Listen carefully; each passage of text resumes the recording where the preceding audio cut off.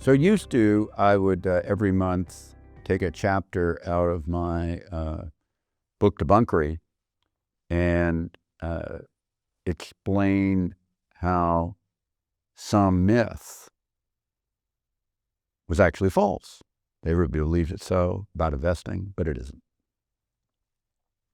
Now, that leads to a perfectly obvious phenomenon, which is that if you already knew it wasn't true, you wouldn't believe it in the first darn place, right? I mean, it's not like you're an idiot or something. But if you think about having written a book predicated on common beliefs, that Debunkery book that I've done chapters out of for a couple of years, once a month, maybe longer, there got to be a lot of things that people believe are true that you can demonstrably prove are false, which is what that book was all predicated on. And going back to my prior point, if you already had known it was false, you wouldn't believe it. Why do people believe things are true that are demonstrably false? And the answer to that is that an awful lot of investing in conventional wisdom was created over time periods where data was very scarce, hard to put together. If you go back to the time that I'm young and first coming into the business, you're just starting to get the world where mini computers are becoming prevalent on a wide basis, microcomputers not yet. And in that world, and this is what I do in college, you worked with a slide rule because we didn't yet have electronic calculators.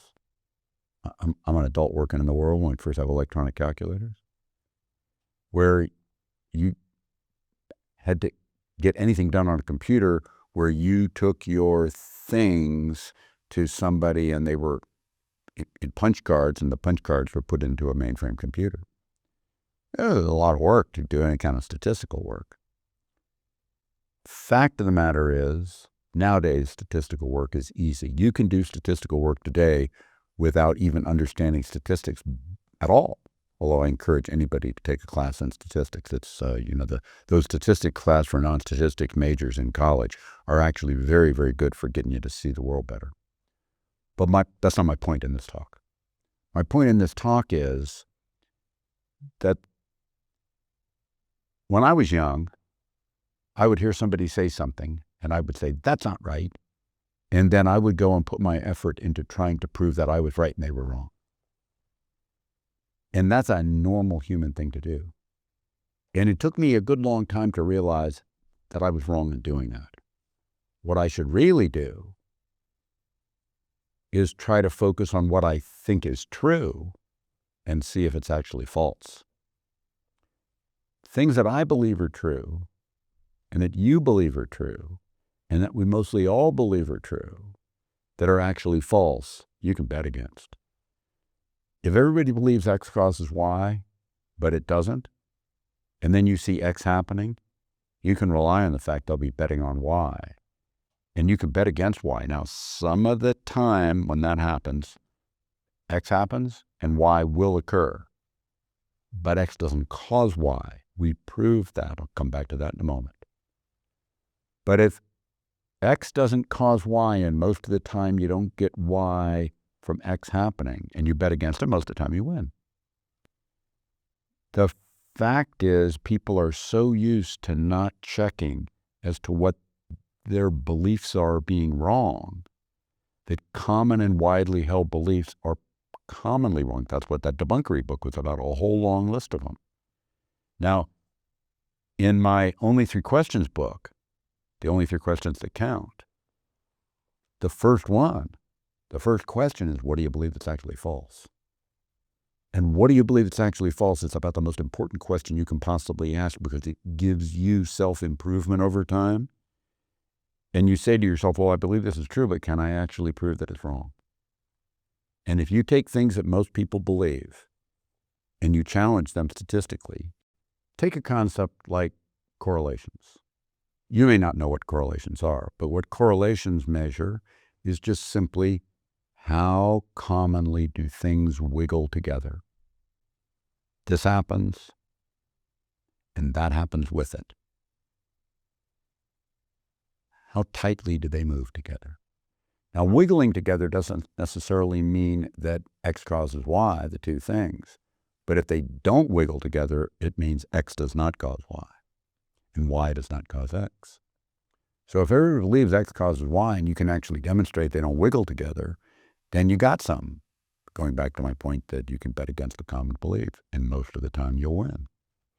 So you don't have to actually know the math that I learned when I was a kid to do correlations today, because if you go to some place like Yahoo Finance, they got the ability to enter on a spreadsheet, and it'll do the math for you. All you got to do is tell it what you want it to do. And I encourage you with something as simple as correlations to test every darn thing you know. And increasingly, what I know is that I keep having things I believe that I haven't tested. But the more you test, the more you find that if you believe it, then the next thing you want to do is say, do other people believe it too? And if you believe it and other people believe it, and you can prove it's false, you got something. This is such a simple concept that most people won't do it. And most of you that see this video won't do it. So, for example, and in the beginning of the book, I go into showing you the history that shows that the common belief that's overwhelming in investors, that high price earnings ratios are riskier than low price earnings ratios, is measurably false, because we have a very long history of good stock data that you can run that test on. And when you run the test on it over 1, 3, and 5-year periods, you see that price earnings ratios are not predictive of anything, any way you calculate them. And then people will come back to me and say, but what about the Cape-Shiller PE that shows that 10-year returns after high PE markets are below average? And my point would be, it is a perfect example of trying to maintain a myth. It is an example of coming up with a convoluted formula over an extended time period to show something that doesn't hold up if you don't have the convoluted time period, and doesn't hold up if instead of 10 years, you look at 1, 3, and 5 years. And that math is all doable.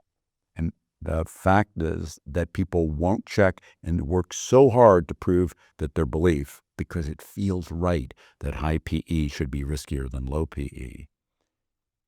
People don't get that PE is one of the most known things in the world, and PEs are priced. The market's already figured the risk out when it categorizes the PE.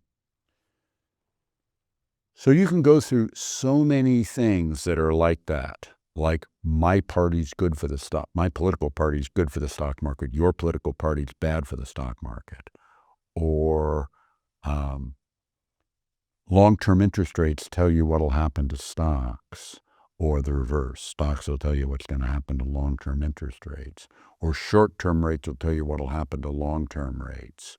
And again, I'm not going to belabor your time with it, because that's what that whole book that I was doing month after month after month, Debunkery, was full of. As goes the first month, so goes the year, etc. I mean, I can't even rattle off all of those in that book.